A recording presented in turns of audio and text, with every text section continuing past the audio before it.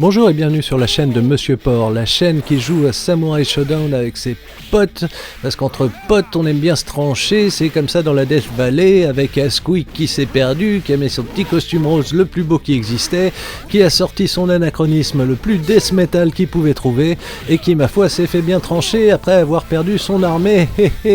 C'était faux, c'était enchaîné, c'était par terre et c'était déjà mouru.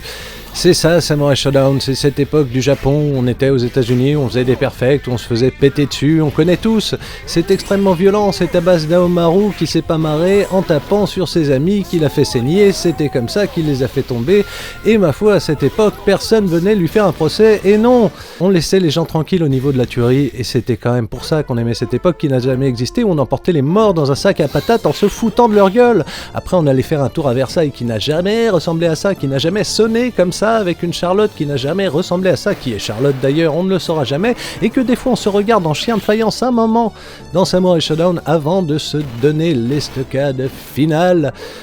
Et qui est double, ma foi, double fatalité, on est dans Mortal Kombat, les traducteurs se lâchent, c'est ainsi que ça se passe quand on appuie sur les boutons avec les doigts, on fait tomber les armes et on tranche les françaises en armure et en jupe, parce que, ma foi, est-ce que ça se fait de mettre une armure avec une jupe? Je ne sais pas trop. Et après, pour ne pas trop s'en vouloir, on s'en prend à des hommes de paille qui, ma foi, n'existent pas vraiment, qui, ma foi, n'ont jamais vraiment fait quoi que ce soit, mais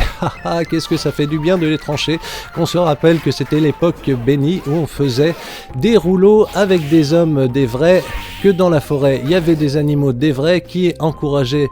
leurs super défendeuses, leurs super défendrices, leurs super défendatrices qui saignent devant eux et ils ne font rien. Ne sont-ils pas maléfiques ces animaux? On va le demander à Hattori Hanzo qui, ma foi, décide de se taper sur une ambiance post-apocalypto, un petit peu Ken le Survival, un petit peu Disto, la rougeur du ciel qui fait le beau.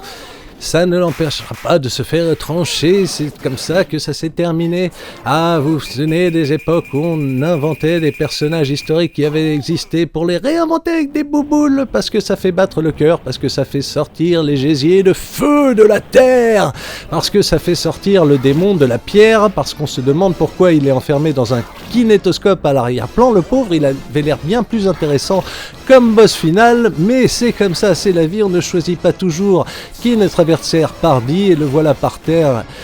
Et que c'est fini, c'est allé si vite, hein. Samurai Shodown, il suffit de se dire qu'il n'y a que Mai qui maille et on se fait moutarder la gueule, c'est ainsi que ça se passe, mais quand on n'a pas été assez bon pour le faire correctement, eh bien on ne l'affrontera pas vraiment, on a juste un petit teaser comme ça, les petits arbitres nous font la petite danse, on a quand même continué 83 fois, on n'est pas si bon que ça.